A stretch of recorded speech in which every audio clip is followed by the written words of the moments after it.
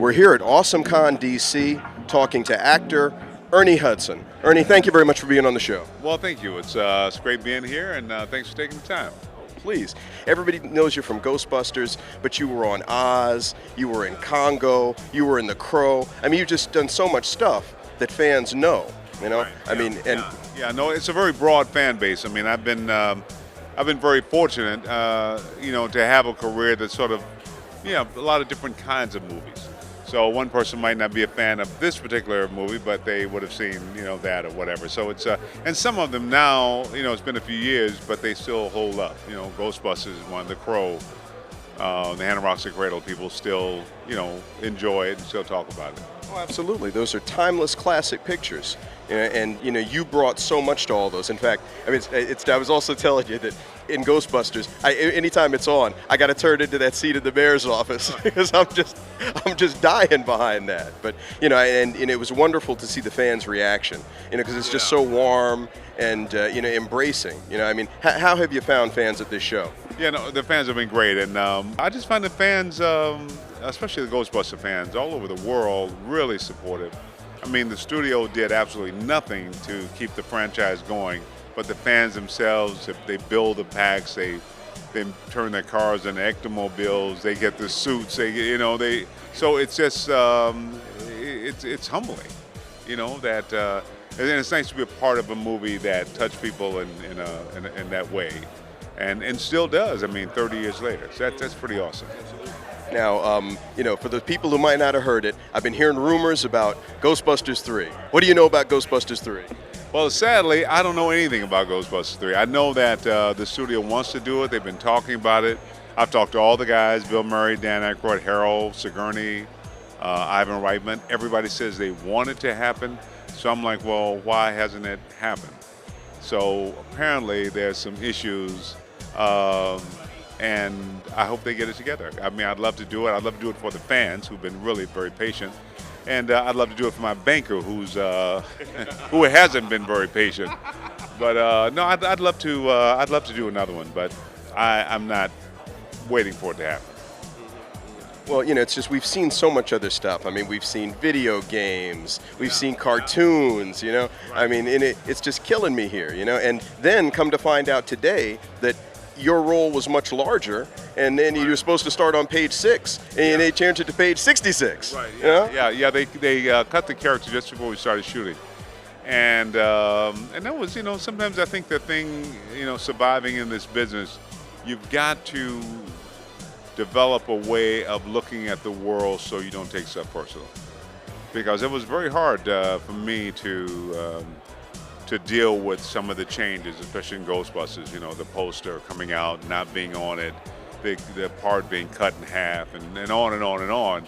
But you got to find a way, maybe it's a matter of trusting something greater than yourself, but you got to find a way to, if you want to be around for a long time. We got a lot of friends who came in, been very successful, and they hit a serious bump and they're gone, So it's just a blessing, and I had to sort of rethink the way I looked at a lot of the Ghostbusters stuff, and here I am selling Ghostbuster photos at a convention. So there you go. But it's all a blessing. It's all good.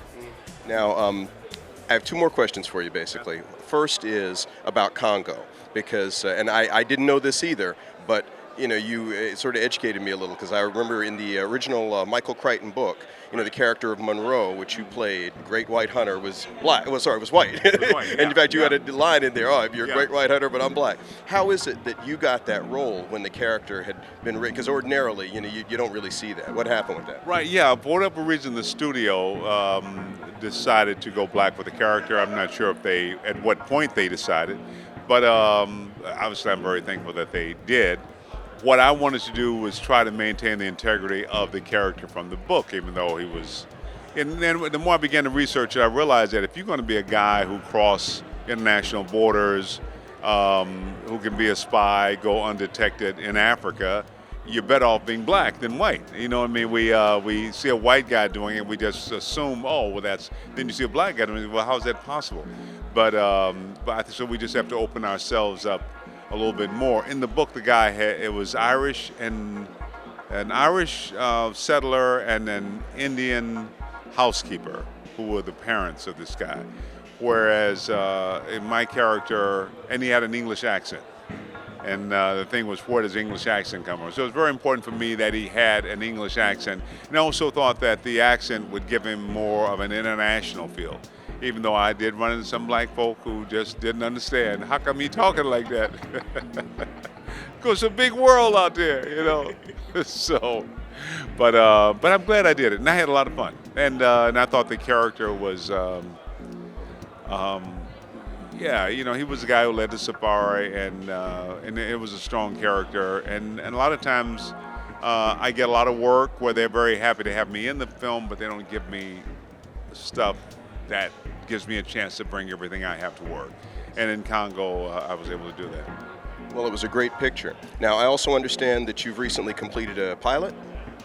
Yeah, it's been a good, certainly the last 6 months, but the last few years, I just did a pilot with ABC called Reckless, even though I'm sure they're going to change the name.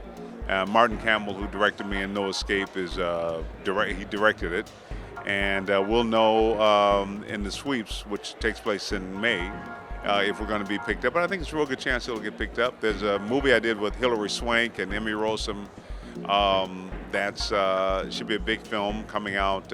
In fact, George Wolfe, black director, you know, did a lot of theater out of New York, but he directed me in Lackawanna Blues. George directed it, and Loretta Devine plays my wife in it.